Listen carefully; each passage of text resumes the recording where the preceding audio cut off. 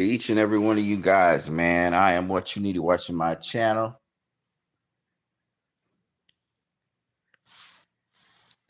All praise be to the Most High God. The Most High God comes first in everything we do and say. And we just ask the Most High for guidance today, direction in what we want to do. Um, I got a couple things I got to do today, but this is one of them. And I wanted to get it out there. I think that what I have to say is worth talking about. And it's going to be interesting to all of you out there. I'm going to be talking a little bit of 90s basketball, as well as I'm going to be talking a little bit about boxing and the upcoming fights, as well as any interesting topic you may have. So you can suggest some topics as well as we go through this. Of course, just doubling down, reiterating on the face of boxing right now, who is Terrence Crawford. Not only is he the best pound for pound fighter in the world, he's also now the face of boxing, and he's also the cash cow of boxing. Lots of people are going to try and turn you off from that and say, no, he's not, you know. But the truth is, he beat the cash cow, which means he inherits uh, the cash cow status as well. You know what I mean? And just in case y'all don't understand what I'm talking about, I'm going to just get straight to it and show you some figures. So y'all know Magic Johnson. Irvin Johnson is his name. Magic is his middle name, his nickname. And look at these figures here. I had great pleasure of attending Crawford versus Canelo fight, and it blew my mind that over 70,000 fans were in attendance at Allegiant Stadium, generating over $47 million in live gate revenue, the third highest in boxing history. There were over 41 million global views on Netflix, making it the most viewed men's championship boxing match of the century. Crawford did a great job of commanding the fight and winning with his quickness, endurance, masterful movement, and strong jabs. I was entertained from beginning to end. I'm so grateful that I had the opportunity to witness this historic fight in person. The Crawford versus Canelo fight revitalized boxing. And this is Irving Magic Johnson saying this on X. Shout out to the Facebook page that highlighted this, and I was able to take a snapshot of that. So anybody saying that Terrence Crawford is not the cash cow of boxing, y'all need to get your heads checked. Okay? Did the third highest gate ever in the history of boxing. The third highest live gate. 70,000 fans came to see that fight. That's a number that compares to like Wembley Stadium in England. It was huge in Las Vegas, okay? 41 million global views on Netflix. This is ridiculous numbers. This is way bigger than any, sort of televised numbers or pay-per-view numbers. These are just huge, huge, huge numbers, right? And even on cable networks or television state, boxing was put on TV. And I would say that this is a culmination, and this is why, in a way, I was listening to a number of different elite boxers talk about it. You have to have patience because your time will come if you have patience. Even in the ring, having patience is very important and keeping your composure. Floyd Mayweather always say, I take my time, keep my composure, have patience, because your time will come if you stay consistent, if you keep on staying dedicated. Your time comes for anything in life. You have to keep your patience. Things don't come as quickly as you would want it to, and that's something you need to understand and work at your pace. Work at a pace where you can sustain that pace. This is a very important lesson to learn from Terrence Crawford. One of the things Terrence Crawford puts first is the Most High. He put Most High first, right? Gives the Most High his recognition, acknowledgement, and credit for the accomplishments he's made. He said, I couldn't do this without the Most High. He would translate it into the word, my Lord and Savior Jesus Christ, he would call him. So I'm just saying all of this to say that if y'all say that Terrence Crawford's not the cash cow of boxing, then y'all don't know what the hell you just watched. Because you watched one of the highest grossing fights in the history of boxing. This dude is now the cash cow of boxing. Y'all can say what y'all want. I'm telling you, this is just like Mayweather, except he waited for his time. He waited for his chance. He got his opportunity. He got his break thanks to Turkey Al-Sheikh. Shout out to Turkey Al-Sheikh. And as a result of that, Terrence Crawford has just vaulted up into the most wanted to face uh, cash cow of boxing because he is a cash cow. Anybody he faces, they gonna get their record high payday. And what we got? We got some news for you guys. Let me start off with this news here. So David Benavidez, he came out and flatly said that he's not interested in facing Terrence Crawford. Okay. And he said, in terms of going down to 168, he'll face Terrence Crawford. He said he wants him to keep his shine. He thinks he's a remarkable boxer. He thinks he's up there on the Mount Rushmore of boxers. And, he's not going to try and take his shine away from him by coming down to 168. Even though he said a couple things before that, where, he was indicating that maybe he would go down to 168 and challenge Terrence Crawford. All of that happened. But on the ring, in an interview with Max Kellerman and the other people there, Chris Arreola and so on, he definitively said he's not looking to come down to 168. And of course, the guy that's directly in front of him, he knows is a big challenge. It's Anthony Yarde, who has faced Sergey Kovalev, and he's also faced Artur Beterbiev. And he's come out very flatly and said, those challengers are what he's looking for. He's looking for a fight with the undisputed champion Bivol, with Gilberto Ramirez Soto at cruiserweight. So he's looking to fight bigger fights, and go up in weight. He's not looking to come back down in weight to fight this fight. And of course, I was listening to a lady on the Boxing Voice who was kind of disappointed that David Benavidez wasn't going to have that mega fight with Terrence Crawford. She was a bit disappointed. But the point is that, again, I think Crawford was right on this. I don't think David Benavidez can make 168. I think he's acclimatized to 175. And I think he will sacrifice quite a lot to make 168, quite frankly. His father, Jose Benavidez, saying he could make 168, but I don't think so. I think it would tax his body. I think he's built up enough muscle mass now, or developed his muscles so that it would be kind of disadvantageous now to go down. He's a big guy. He's growing, and I'm sure in a not too distant future we'll be talking about David Benavidez as a heavyweight. So I think the days of 168 are over for David Benavidez. He himself said he's really not interested in facing Terrence Crawford at 168. That the sacrifice and stuff that he had to put through to face Terrence Crawford, it's not really. I wouldn't. He's saying he probably could make 168 if he really tried, but it would be like kind of taking steps back in a way because, yeah, okay, I was at 168. I moved out of 168. Why would I go back to 160? It's kind of like a step backward. You know what I mean? As much as that fight is big and probably extremely lucrative for him, it's sort of like a backward step. He's now looking at guys like Bivol. He's got his eye on Bivol, Beterbiev, Serdo, those kinds of guys. Zerdo, he's looking to go up now in weight. He's looking to, grow and develop as a fighter, going up in weight class.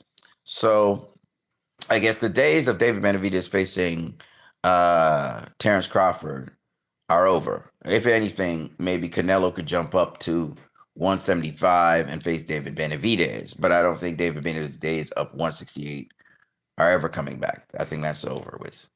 So, Crawford has to look for other options and for a big fight. And guess what?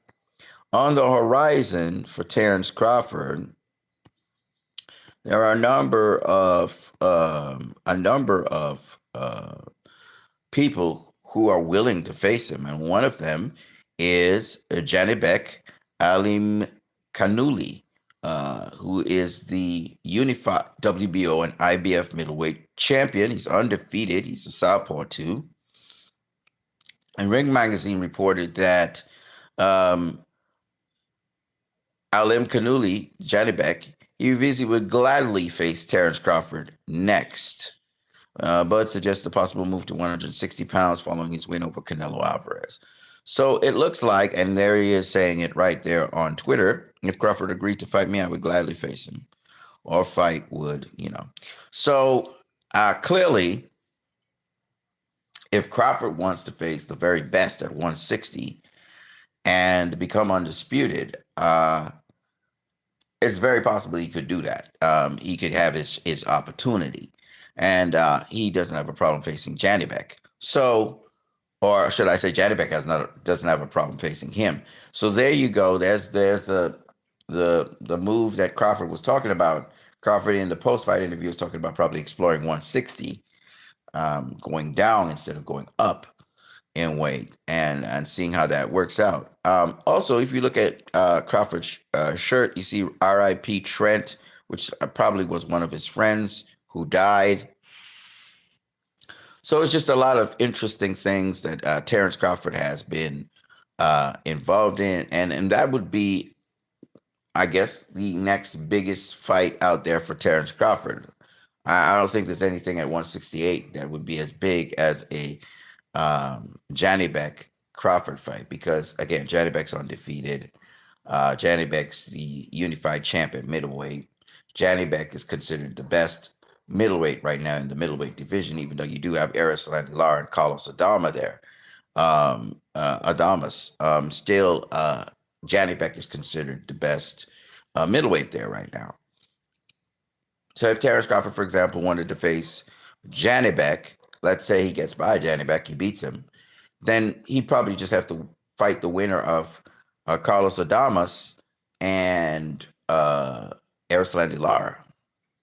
So while he's busy fighting Janibek, for example, they could be busy fighting each other, and then the winners could just meet up with each other and become undisputed, So you're talking about like 2 fights before Terrence Crawford could be undisputed. And that'd probably be about enough fights for him to then retire after. And all those 2 fights would probably happen next year.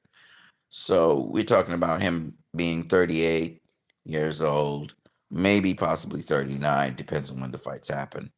And becoming undisputed for the 4th time in this 4th weight class, and literally like showing that he's pound for pound the greatest fighter that ever lived. I would still say that probably, I mean, you're talking about undisputed in 4 weight classes. That's freaking crazy, right? And then against who? These are good fighters, right? Janibek, okay, he's kind of young, but still, he's a good fighter. Arislandi Lara is a seasoned vet, and you got Carlos Adamas there. These are good upcoming fighters. He would have been 3 divisions beaten great fighters, because, okay, super lightweight wasn't that hard a division, but you had Victor Postol there, right? But when you look at welterweight, I mean, beating Errol Spence, that was the guy at welterweight. That guy beat everybody until he bounced up Terrence Crawford.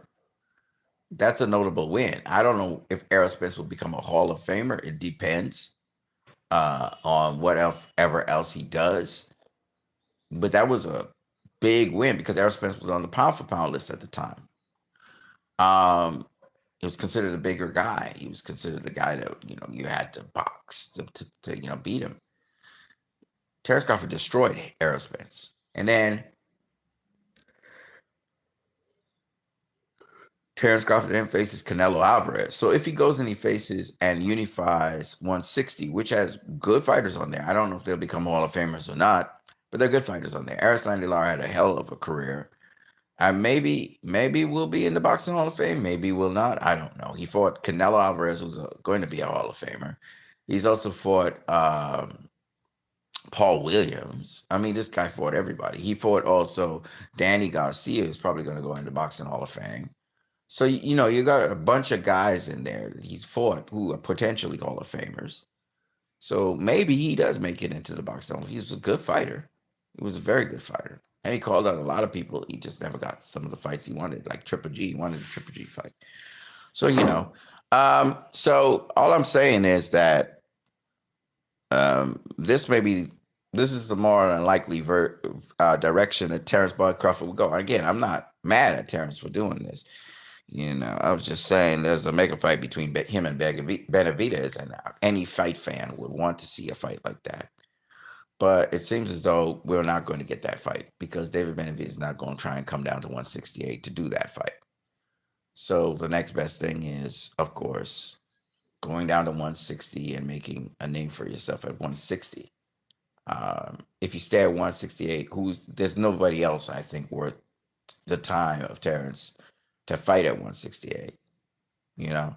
So going down to 160 may be the next best thing and unifying there, you know? So that's the direction it looks like Terrence Crawford is going in.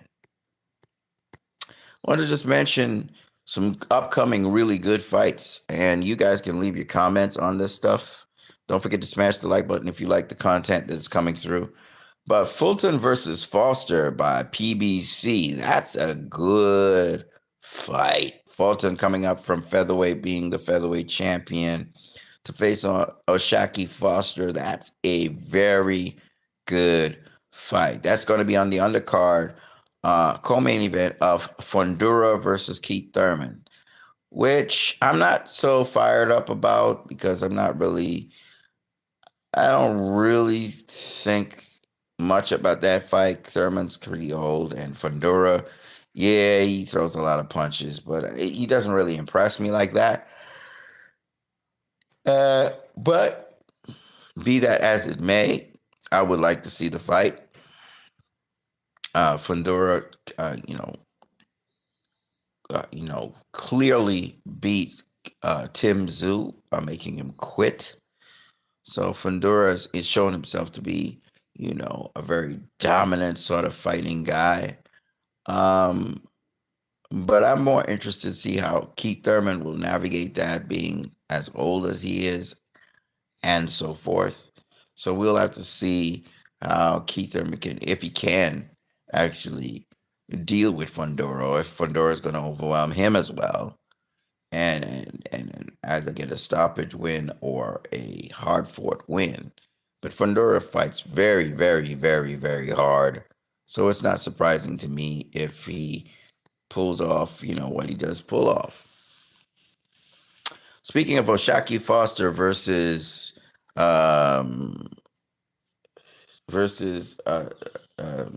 Stephen Fulton, Oshaki Foster feels, he feels that he's not getting the respect due to him because they mentioned Stephen Fulton over him. But I think Oshaki Foster has to understand the accomplishments of Stephen Fulton. Why he's more like the A side in this fight is because Stephen Fulton has fought now in two weight classes. He's been unified in one, and he also beat Figueroa in the other to become the champion there. So he took the championship off Figueroa, and he's been a fantastic boxer all around. He's fought arguably one of the greatest pound for pound small fighters in the world, which would be now Inoue. He did get blitzed by him, but the point is he took it on. He went down to Japan and he did all that. So, there's a reason why. I mean, Oshaki Foster's had some great defenses and so on. He's been robbed and all of that.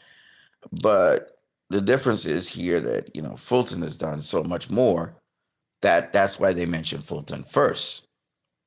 And I guess Oshaki Foster takes he's somewhat offended by that, and rightfully so, because he's the champion, right?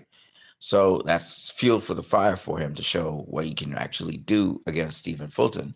And then he's also the naturally bigger guy in this case, as Fulton's coming up in weight to face him. So Fulton, again, not ducking or dodging, no smoke. He just keep on taking on fights against anybody and everybody. And both guys have something to prove. So this is a really, really good fight. It's going to be a very skillful fight. I'm looking forward to it. Stephen Fulton always showing that attitude that I really like about him as a fighter. He's been off the radar for a little while, but I'm glad he's back on the radar and is doing well again. And shout out to Scooter. Scooter's one of my favorite fighters, as you guys already know, and I'm going to definitely tune in for that fight. But Oshaki Foster, he sparred Shakur Stevenson. He says he thinks that Teofimo Lopez will beat Shakur Stevenson. So that's very interesting to hear. The one thing that I always counsel Shakur, don't go straight back. You keep on pulling straight back, or sometimes you pull way out of the way from being able to counterpunch a guy. It's a fight of inches. Fights in boxing is all about inches. It's not about feet. So when like what he did with I forgot what the kid's name is, where he pulled all the way back and he was jumping, he was leaping back. Bruh, you keep on doing that, somebody gonna figure you out, and they're gonna catch you. You gotta go back at an angle. You have to pivot. You have to use your pivots. So that's something that I noticed about Shakur Stevenson that I didn't really particularly appreciate about him. And he better not do that against he's not do that against Teofimo Lopez, because Teofimo Lopez picks that up. He's gonna catch him. Virgil Ortiz on Crawford beating Canelo at Showdown at 160. Of course, I want to fight Crawford. So this is why I told you Crawford is a cash cow now. The fact that Virgil Ortiz is eager to face Terrence Crawford, but back in welterweight days when he was actually the mandatory for Terrence Crawford's WBO championship, he wasn't ready, and they said that he wasn't ready. So money makes a big difference. I'll tell you that. Money makes a big difference. And Terrence Crawford's now going to have everybody going to want to face Terrence Crawford. Truth and Facts Sports Talk says, why is Ryan Garcia still considered a top fighter? I don't know, man. I don't know. I honestly don't know. I don't know why he's on telecast. Why he's trying to be in the media. The dude was a cheat. When he wasn't cheating, he lost his fight against Rolly Romero, who put him down. Ryan Garcia is not that dude. And, supposed upset win against Devin Haney, which was not a win, which is why they caught him cheating. So I really don't give a damn about Ryan Garcia. Notice I don't speak much about Tank or anything about him, and I don't really speak much about Ryan Garcia. It's because both of them are disappointment to me in boxing. Ryan don't believe in his skills. He got to dope up to do well. And Tank don't believe in his skills either and don't believe in himself, which is why he's having this circus fight with Jake Paul, in which he's going to win.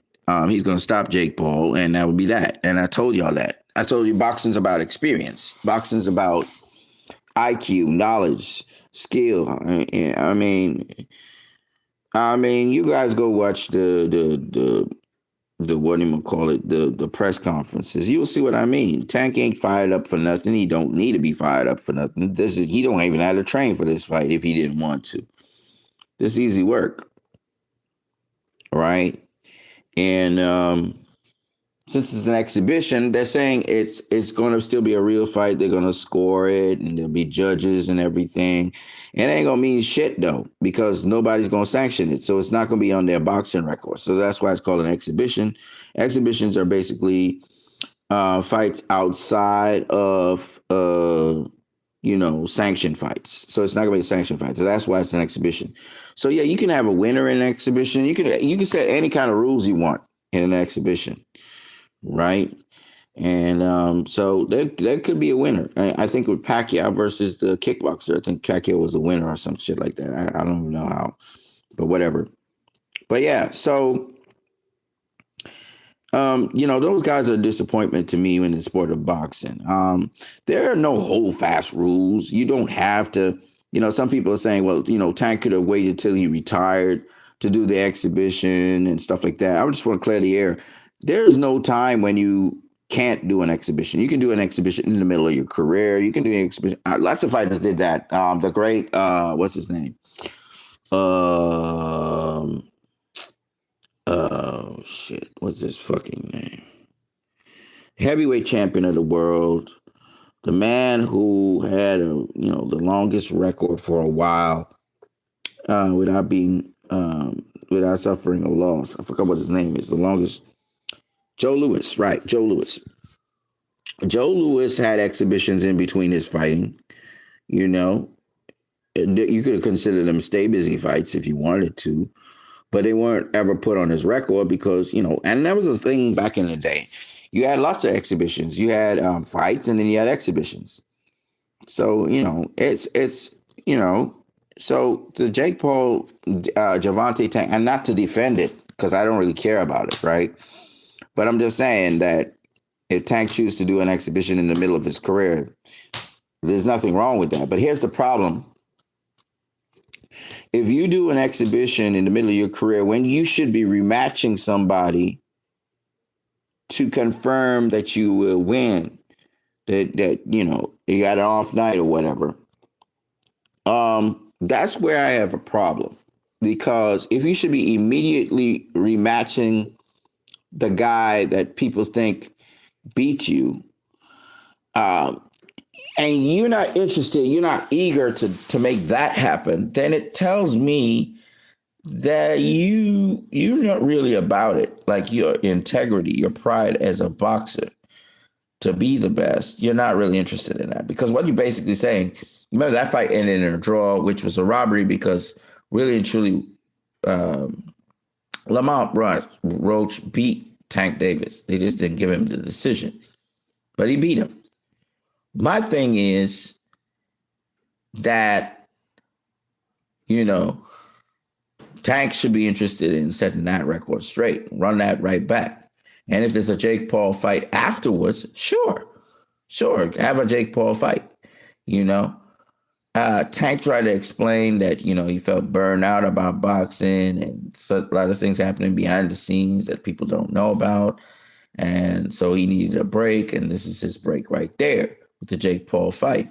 But my thing is this. My thing is, if you burn out on boxing, then get the fuck out of boxing, retire, and then you can have the Jake Paul fight.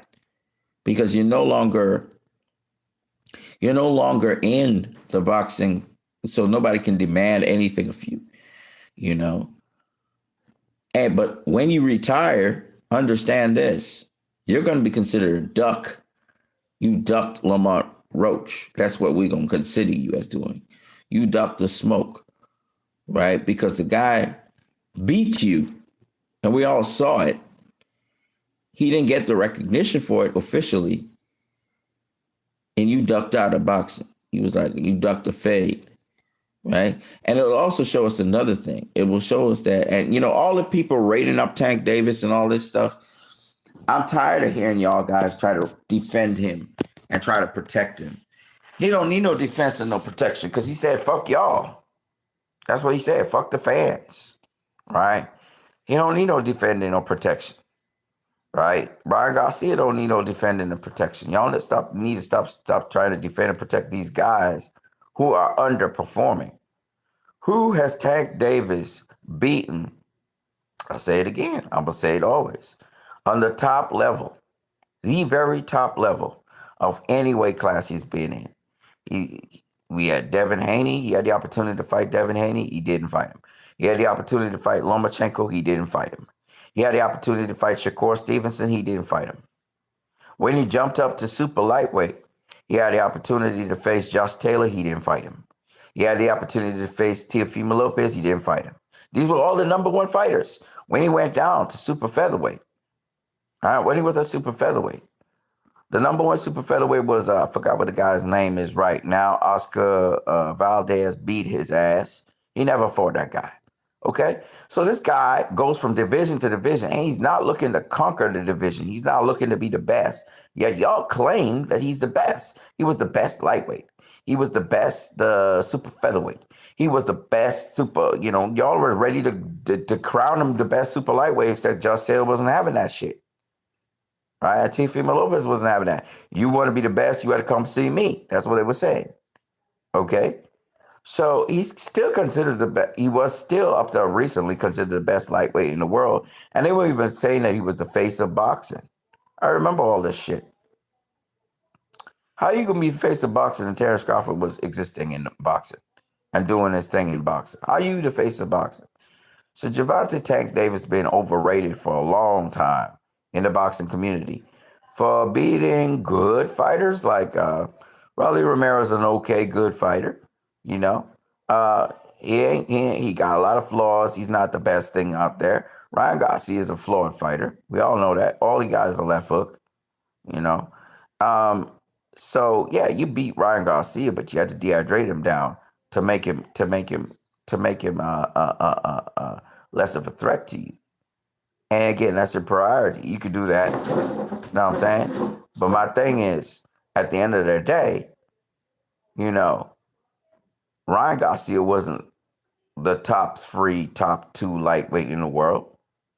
So why were you facing a guy like that instead of facing Devin Haney or Shakur Stevenson or at the time Vasily Lomachenko or even Teofimo Lopez? You wouldn't have no fights with them elite fighters. Once it's an elite fighter, you wasn't having no fight with them. So this is what happens when you have a subpar career. Your subpar career is about knocking out people. So you gave people knockouts. Good, cool, whatever.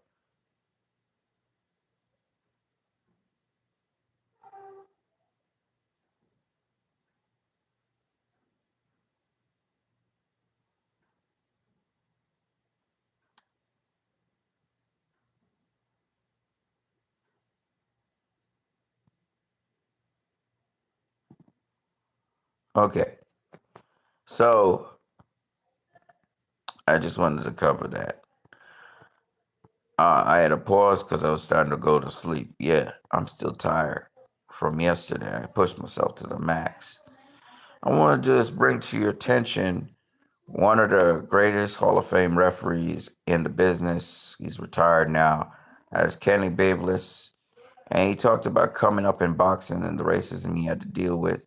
He said they removed my name because I was black. Kenny Bayless shocking insight into refereeing and corruption in Las Vegas. Now, this actually happened to uh, yesterday. Yeah, no, the day before yesterday, this interview happened.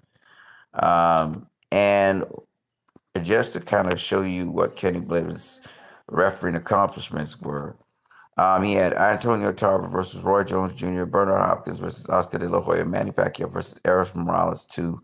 He did Shane Mosley versus Fernando Vargas, Oscar De La Hoya versus Floyd Mayweather Jr., Juan Manuel Marquez versus Manny Pacquiao 2, Miguel Cotto versus Antonio Margarito, Manny Pacquiao versus Ricky Hatton, Manny Pacquiao versus Miguel Cotto, Floyd Mayweather versus Shane Mosley, Manny Pacquiao versus Shane Mosley.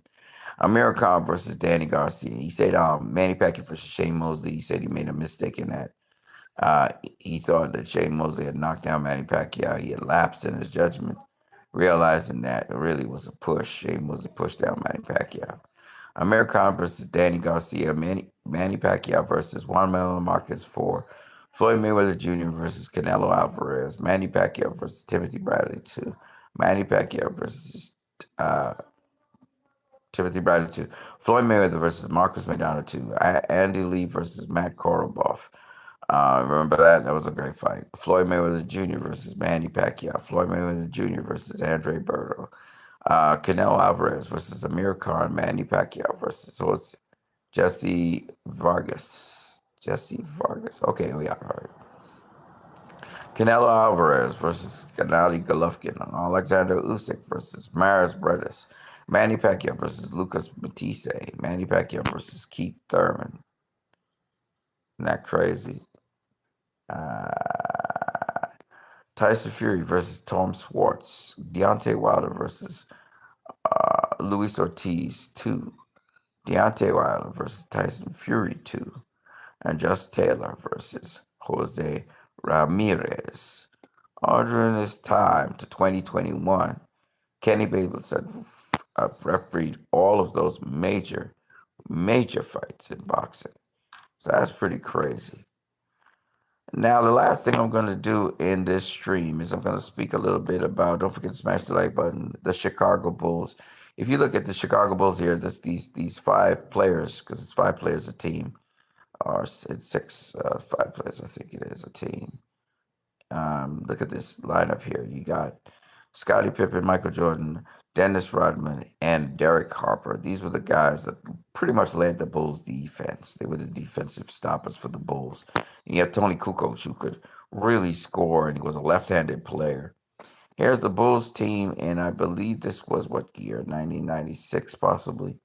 And you get Kuklas, Luke Longley, Dennis Rodman, Michael Jordan, Scottie Pippen, Ron Harper, Steve Kerr. You got in the back there Jed Bushler, Jason Caffey. I forgot what this old guy is. Then you have Bill Wellington. You have I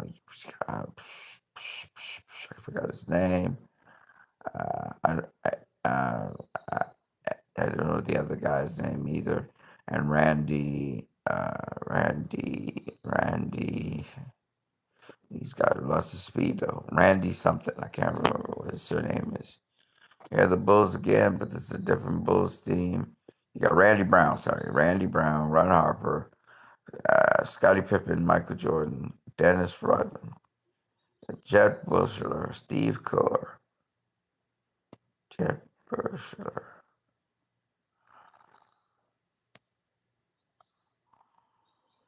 Yeah, you got Bill Wennington, Luke Longley. I don't know who that guy is. Tony Kukoc.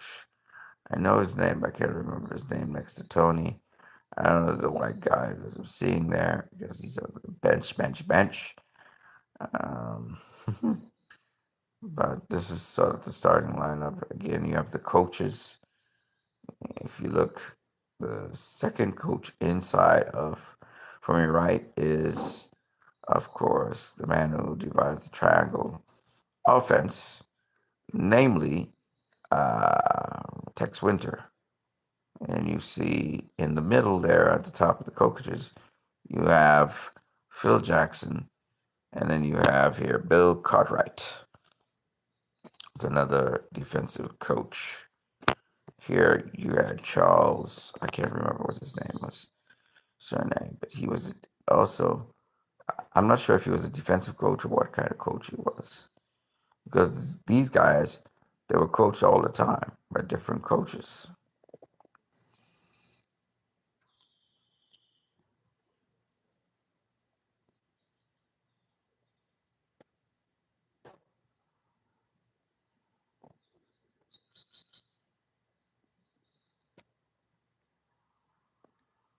hmm Yeah.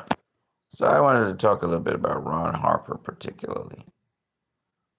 Um, Ron Harper was an unbelievable offensive player, both in the Cleveland Cavaliers and also with the LA Lakers.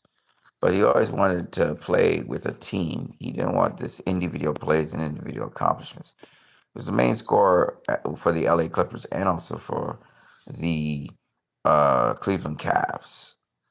Really fantastic ball player. And of course, he struggled with stammering. He had a stammering problem. And he talked about how growing up, he was ridiculed for it. And he decided to be very successful in some sort of area. And he knew if he was very successful, um, that's how he'd get back those people who were ridiculing him for stammering. And he turned out to have an extraordinary career, 6 NBA rings, I believe 3 with the Chicago Bulls, 2 with the LA Lakers, and worked with Phil Jackson twice over, and was just a remarkable player, period. The only guy who gave Michael Jordan the biz in practice, and even when he was with the Cleveland Cavaliers, this guy was just a legendary problem. But now he was able to beef up his defense and play the role he was supposed to play because, of course, everybody loves to score, but he decided to sacrifice his scoring, most of his scoring career for defense. And so he played a really incredible role in the Chicago Bulls defense. So that's what I've got for you guys. I think I covered almost everything I could possibly cover. Are you guys saying anything in here in the comment section? No. No one's saying anything. So that's it for me. I'll catch you guys later. I am